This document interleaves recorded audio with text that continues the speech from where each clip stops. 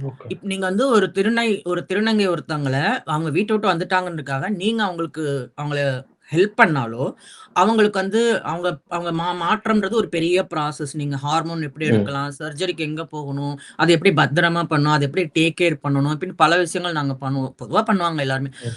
அப்படி பண்றவங்கள வந்துட்டு, அவங்களோட விருப்பம் இல்லாம நீங்க பண்றீங்க. விருப்பத்தோட பண்றீங்களான்றத பத்தி பேச்சே கிடையாது. யாராவது ஒருத்தவங்க பக்கத்து வீட்டுக்காரங்களோ, இல்ல இத பத்தி பார்க்குறவங்களோ, இல்ல அவங்களே ஒரு கோவத்திலயோ போய் கேஸ் போட்டாங்கன்னா, அவங்களுக்கு அதிகபட்ச தண்டனை வந்துட்டு 10 வருஷத்துலருந்து ஆயுள் தண்டனை. இந்த நார்த் இந்தியால சில பைத்தியங்கள், சில சங்கிகள் இருக்கு. மகா சங்கிகள். இந்த ராமர் கோயில் கட்டுனாங்கல்ல அயோத்தில. ஐய்யயோ! ம். ராமர் கோயில் வந்துருச்சு. இனிமே எங்க ராமராஜ்யம் வந்துருச்சு. இனிமே எங்க வாழ்க்கை சுபிட்சமாயிரும் அப்படின்னு பிஜேபிக்கு வந்துட்டு அப்படியே ஜெய் ஜெய் ராமா, பௌம் பௌம் ராமான்னு சம்திங் அண்ட் ஆல் பாட்டு பாடிட்டு ரீல்ஸ் போட்டதுங்கலாம். அ அங்க வந்து ஒரு கின்னர்ன்னு ஒண்ணு சொல்லிக்கிறாங்க. அவங்க தங்கள கடவுள் பகவான் கா ரூப் ஹே அப்படின்னுவாய்ங்க. நாங்க கடவுளோட அவதாரம்.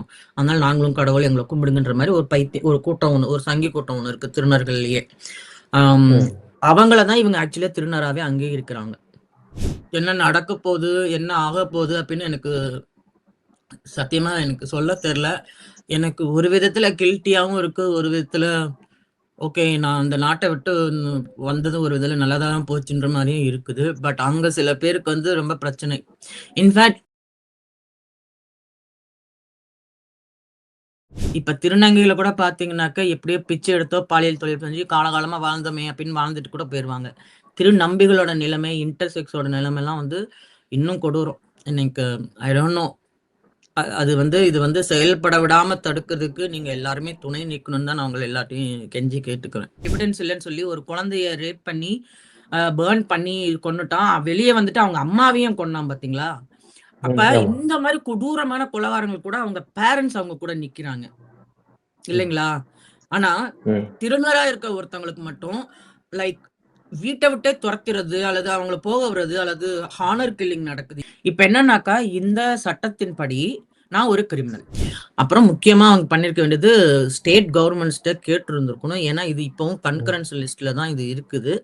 அப்படி இருக்கும்போது யாரையுமே மதிக்க மாட்டேன், எத பத்தியுமே கேட்க மாட்டேன் அப்படின்னு சொல்லிட்டு அவங்க பாட்டு அவங்க இஷ்டத்துக்கு அத பண்றாங்க. அகைன் சிஏஏ இது மாரி தான் இதுவும் போது.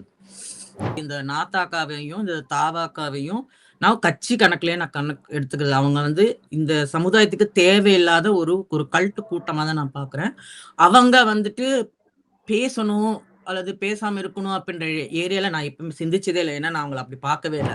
குறிப்பா இந்த இடதுசாரி இயக்க தோழர்கள். ஏன்னா, எனக்கு அத கேட்கறதுக்கு ரைட்ஸ் இருக்குன்னு நான் நம்புறேன். ஏன்னா, நான் வந்துட்டு மத்த சாதிய அல்லது இந்த சமூகத்துல வர மத்த இஷ்யூ, போலீஸ்க்கு எதிரான அட்ராசிட்டி எதுவா இருந்தாலும் நான் இந்தியால இருக்கும்போது, எல்லா இதுக்குமே நம்ம சிபிஎம் கூட, விசிகா கூட போராட்டங்கள்ல நான் வந்துட்டு எனக்கு சம்மந்தம் இல்லனாலும் நான் கலந்துருக்கேன். அந்த ஒரு உரிமையில, அந்த ஒரு இதுல நான் கேட்கறது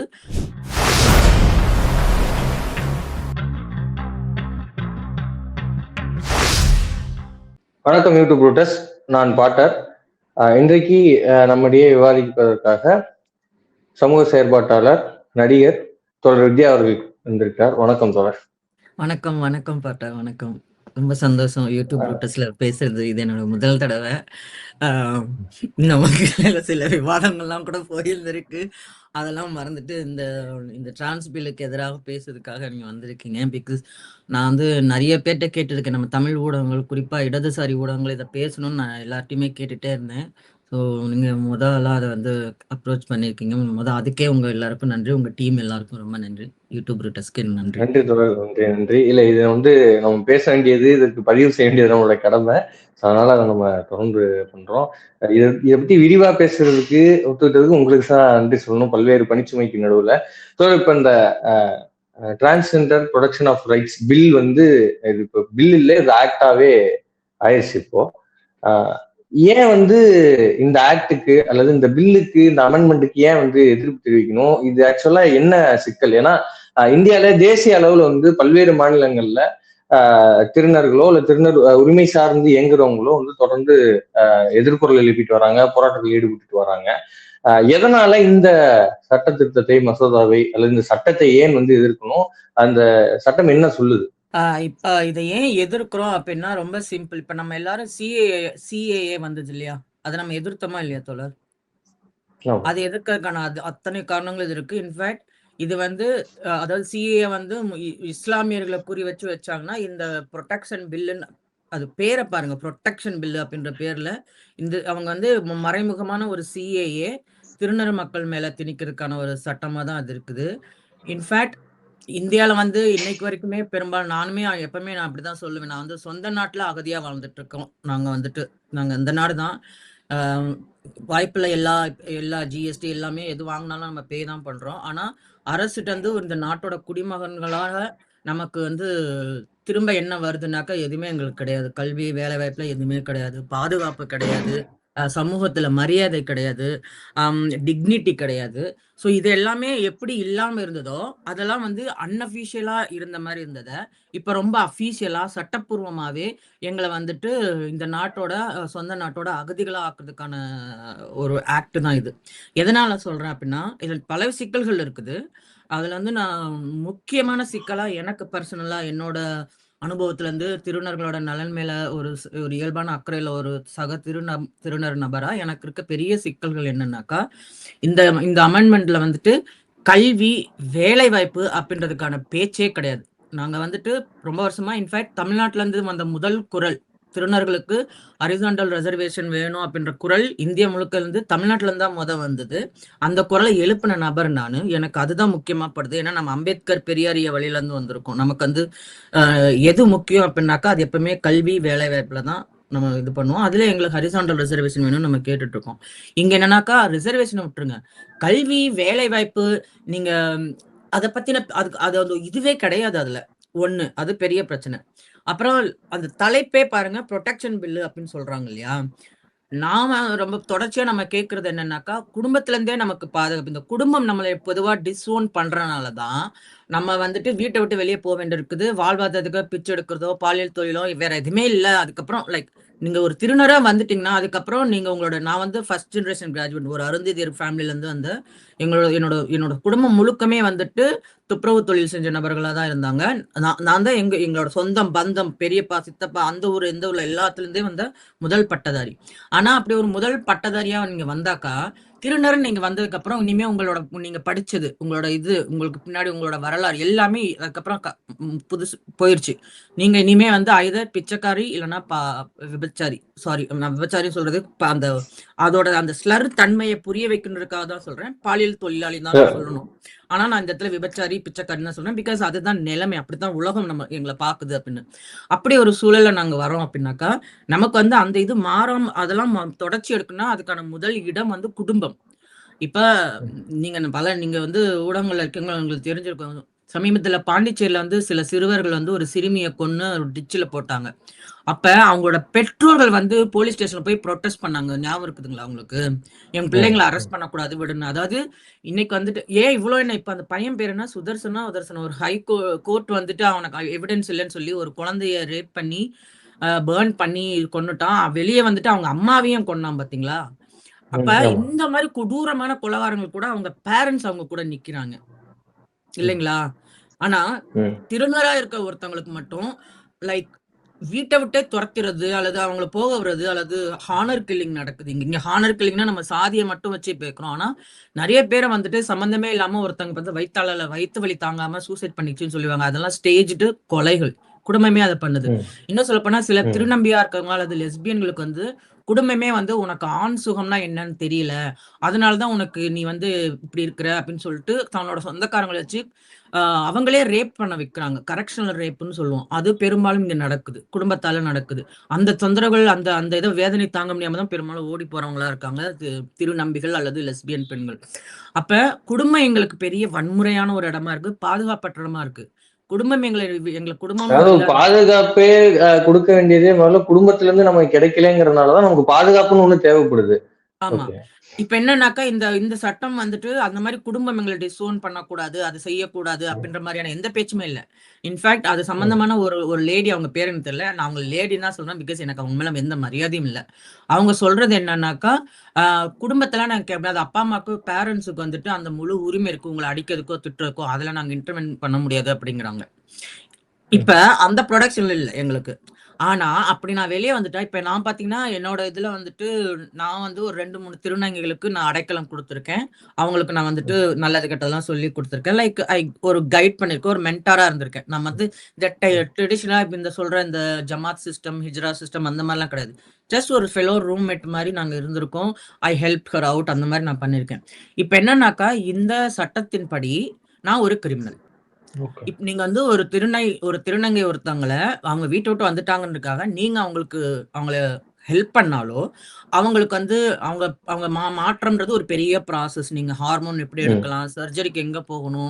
அத எப்படி பத்திரமா பண்ணணும்? அத எப்படி டேக் கேர் பண்ணணும்? இப்படின்னு பல விஷயங்கள் நாங்க பண்ணுவோம். பொதுவா பண்ணுவாங்க எல்லாருமே. ம். அப்படி பண்றவங்கள வந்துட்டு, அவங்களோட விருப்பம் இல்லாம நீங்க பண்றீங்க. விருப்பத்தோட பண்றீங்களான்றத பத்தி பேச்சே கிடையாது. யாராவது ஒருத்தவங்க பக்கத்து வீட்டுக்காரங்களோ, இல்ல இத பத்தி பார்க்குறவங்களோ, இல்ல அவங்களே ஒரு கோவத்திலயோ போய் கேஸ் போட்டாங்கன்னா, அவங்களுக்கு அதிகபட்ச தண்டனை வந்துட்டு 10 வருஷத்துலருந்து ஆயுள் தண்டனை. நான் if if I okay. Can be if என் மேல இப்ப யாராவது கேஸ் போட்டா கூட, நான் ஒரு 10 வருஷத்துலருந்து ம். ஆயுள் தண்டனை வரைக்கும் எனக்கு குடுக்கலாம். ஆனா, ம். அதே சட்டம் பாருங்க, அதே சைடுல இன்னொன்னு என்ன சொல்றாங்கன்னா, திருநங்கைகளுக்கு ஆ இன்ஃபாக்ட் அதுல திருநங்கைகள அவங்க மென்ஷனே பண்ணல. திருநங்கைகள மட்டும் தான் மென்ஷன் பண்றாங்க. திருநங்கைகளுக்கு பிசிக்கல் அண்ட் வெர்பல் வயலன்ஸ். அதாவது உங்கள வந்து அபியூஸ் பண்றது. இப்ப நமக்கு எப்படி பிசிஆர் சட்டம் இருக்கோ அந்த மாரி.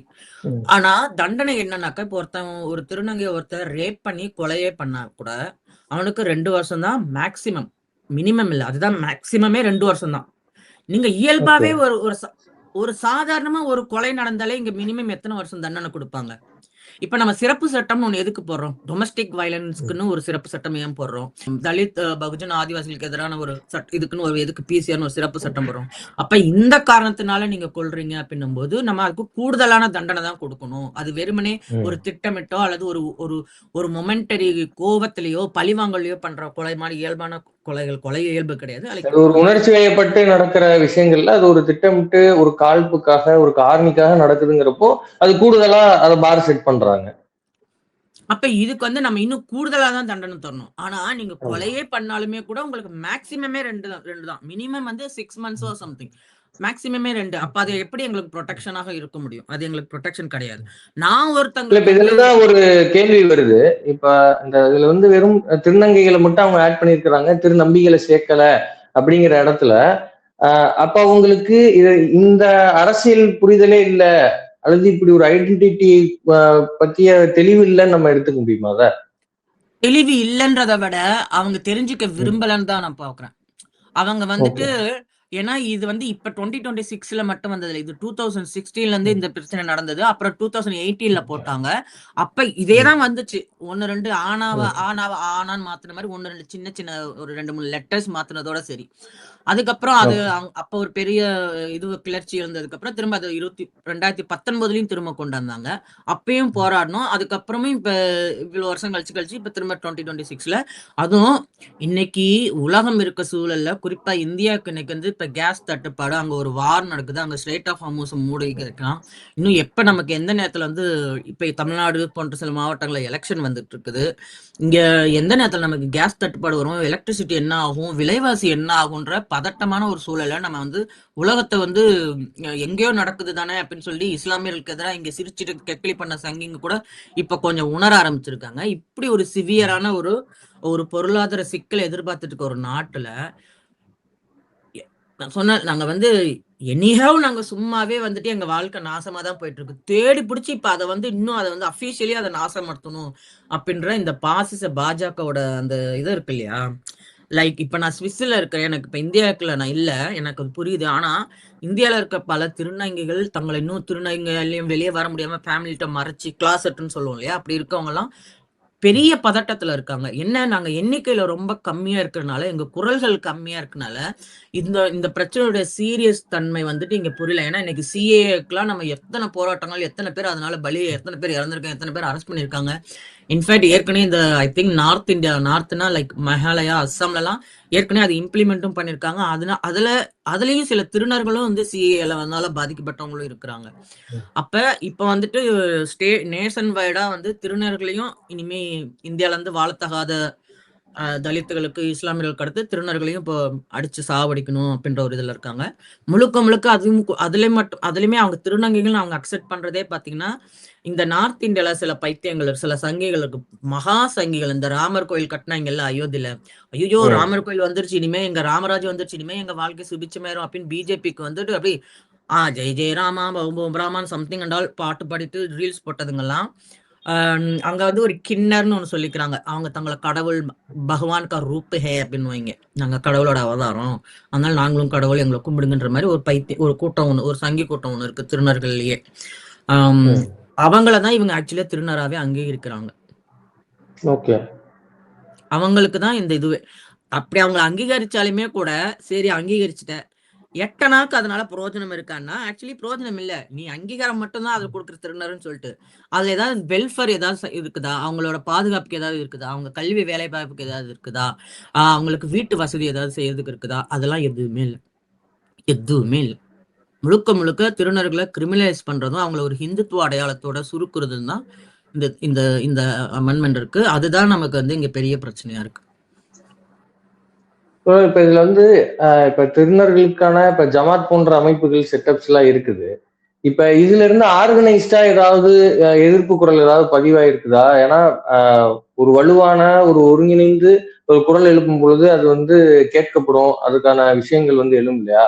சோ அப்படி ஒன்றிய அரசு கிட்ட பேசுறதுக்கு இந்த மாதிரி ஏதாவது ஒருங்கிணைந்து ஏதாவது வேலைகள் நடந்துக்குதா? அல்லது எப்படி அவங்க டாக்கிங்? இல்ல நிறைய நடந்துட்டு இருக்குது. அதாவது இந்த ஜமாத் சிஸ்டம்னு இருக்கிற அந்த மூத்த திருநங்கைகள் அந்த இதுக்குள்ள இருக்கவங்க, என்ஜிஓல இருக்கவங்க, தனியா தன்னாளர்களா செயல்படுறவங்க, நிறைய ப்ரொஃபஷனல்ல இருக்கிறவங்க எல்லாருமே வந்துட்டு இந்தியா முழுக்குமே, நாட் ஓன்லி தமிழ்நாடு, இந்தியா முழுக்குமே பல்வேறு போராட்டங்கள், பல்வேறு முயற்சிகள் செஞ்சுட்டு தான் இருக்காங்க. தொடர்ச்சியா அதை பத்தி எழுதுறாங்க. தொடர்ச்சியா வந்துட்டு இப்ப வந்து திரும்ப கோர்ட்ல வந்து இந்த சட்டத்தை தடை செய்யணும்னு கோர்ட்ல வந்து அப்ரோச் பண்றதுக்கான வேலைகள் நடந்துட்டு இருக்குது. பின்னாடி நிறைய வேலை நடந்துட்டு இருக்கு. வெளியே வந்து ப்ரொட்டஸ்டாவுமே நிறைய நடந்துட்டு இருக்கு. இந்தியா முழுக்க நடந்துட்டு தான் இருக்குது. இப்ப ஓரளவுக்கு கொஞ்சம் திருநர் அல்லாத சிஸ்ஹெட்ஸுமே கூட கொஞ்சம் வந்து பேச ஆரம்பிச்சிருக்காங்க. கொஞ்சம் கூட நிக்கிறாங்க. கொஞ்சம் கம்மியா சில இயக்கங்கள். சிபிஎம் வந்து ஏற்கனவே வந்துட்டு ஒரு ஒரு ஸ்டேட்மெண்ட் எல்லாம் கொடுத்துருக்காங்க. அப்புறம் நம்ம தமிழச்சி தோழர்ல இருந்து கனிமொழி தோழர் எப்பவுமே வந்து திருநர்களுக்கு ஆதரவான ஒரு அரசியல்வாதி.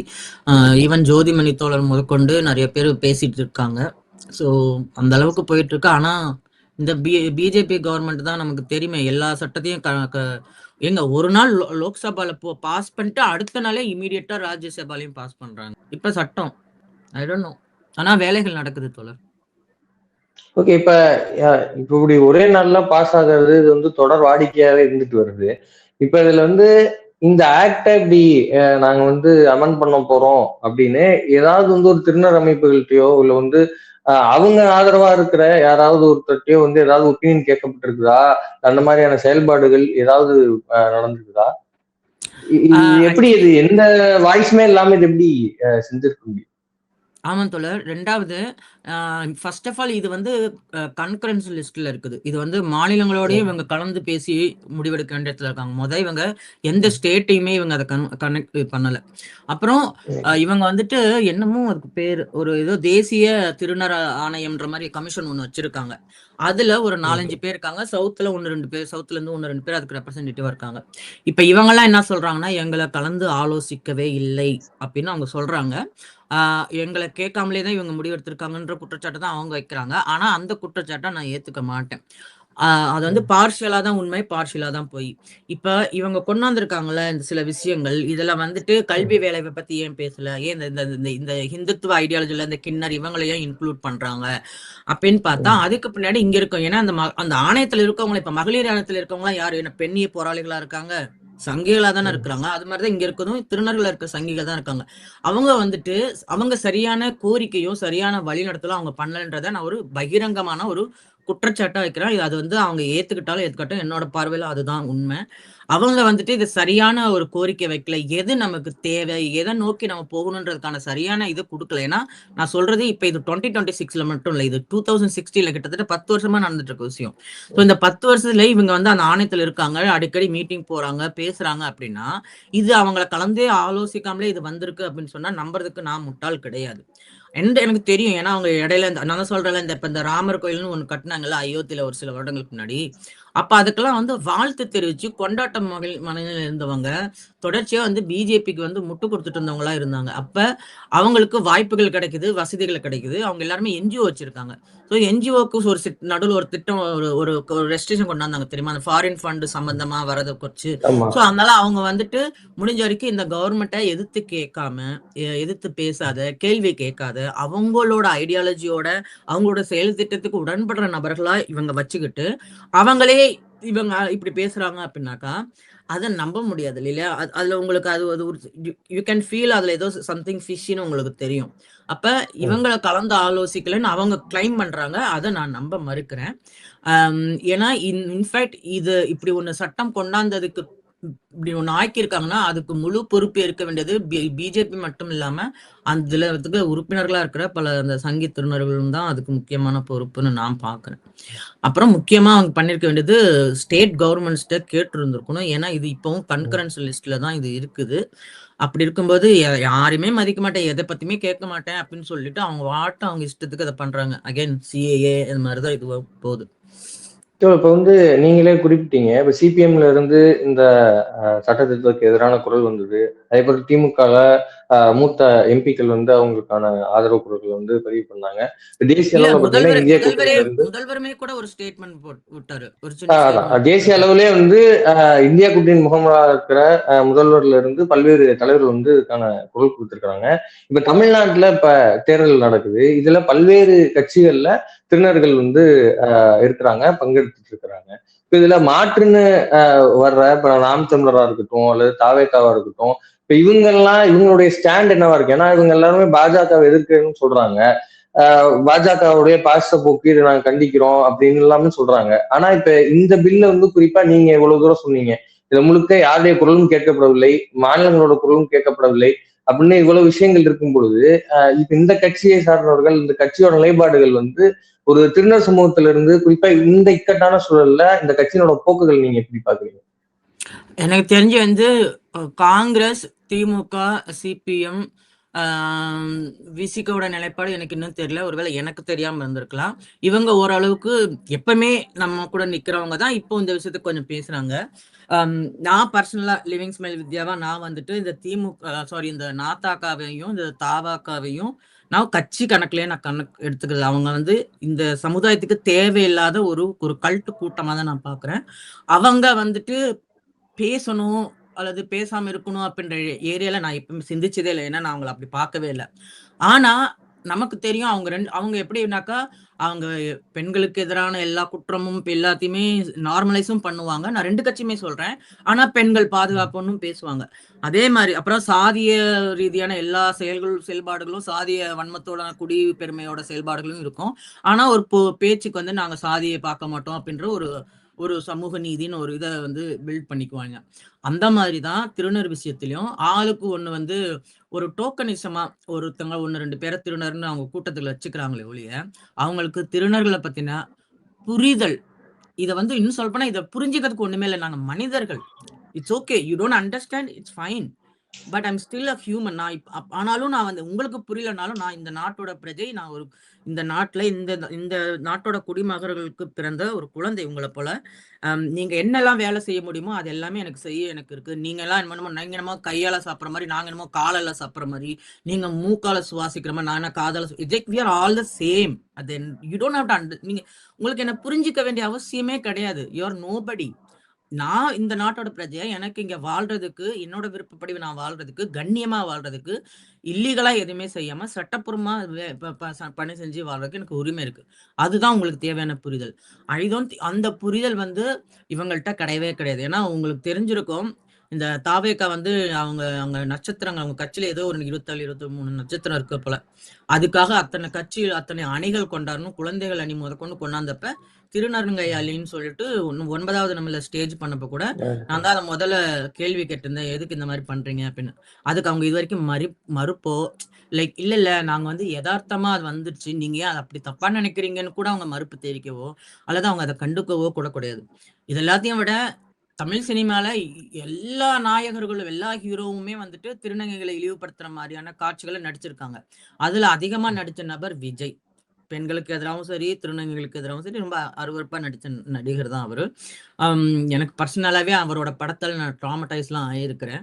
ஸோ அப்படி இருக்கும்போது, இவங்க வந்துட்டு இத செய்வாங்க அப்படின்னு நம்புறதுக்கு நான் வந்து முட்டாள் கிடையாது தோழர். ஆ அவங்கள்ட்ட எனக்கு எந்த எதிர்பார்ப்பும் இல்ல. அவங்க எங்கள பத்தி பேசாம அவங்க அவங்க வேலைய பார்த்துட்டு இந்த எலக்ஷன் முடிஞ்சதுக்கப்புறம் பொட்டிய தூக்கிட்டு போயிட்டாங்கனாலே எனக்கு போதும். எனக்கு அவங்களோட குரல் எனக்கு தேவையில்ல. எனக்கு இடதுசாரி சித்தாந்தத்தோட என்டிஏ கூட்டணியோட குரல் தான் ரொம்ப முக்கியமா பர்சனலா நான் பார்க்குறேன். மேபி மற்ற திருநர் இயக்க செயல்பாட்டாளர்களுக்கு வந்து அவங்களுமே பேசணும்னு நினைக்கலாம். எனக்கு அவங்க மேல எந்த அக்கறையும் கிடையாது. என்டிஏ கூட்டணி தான் எனக்கு முக்கியமா படுது. அவங்க பேசணும். அதுல முக்காவாசி எல்லாருமே பேசுறாங்க, துணை நிக்கிறாங்க அப்படின்றது தான் எதார்த்தமா இருக்கு.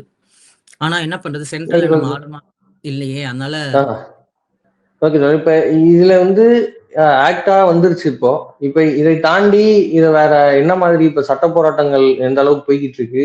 இத வேற எப்படி நம்ம ஃபர்தரா டேக்கிள் பண்றது? இல்ல இத இது வந்து டேக்கிள் பண்றதுக்கு என்ன வழிமுறைகளை கையாளுறதான்னு நினைக்கிறீங்க? ஃபர்ஸ்ட் ஆஃப் ஆல் இத சட்டப்பூர்வமா தான் அணுகணும். எனக்கு என்னோட கோரிக்கையா என்ன நான் வைப்பேன்னா, குறிப்பா தமிழ்நாடு கவர்ன்மெண்ட் தான் அத செய்ய முடியும். தமிழ்நாடு அரசே வந்து ஆனா இப்ப அவங்க செய்ய முடியாது. இப்ப எலக்ஷன் கோட் ஆஃப் கான்டக்ட் வந்துருச்சு.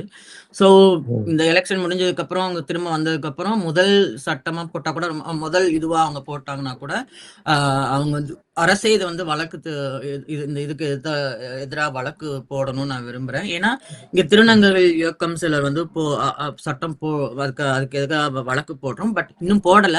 போடுறதுக்கான வழிமுறைகள் ஏன்னா எதனால, என்ன என்ன வேணும், என்ன வேண்டாம், என்ன இதுல இருக்கிற சிக்கல் அப்படின்றதுக்கான எல்லார்ட்டயுமே கலந்து ஆலோசிச்சு ஒரு பெரிய ஒரு திட்டமா வழக்கறிஞர்கள் அணியோட ஒரு ஒரு ஒரு வேலை நடந்துட்டு இருக்குது.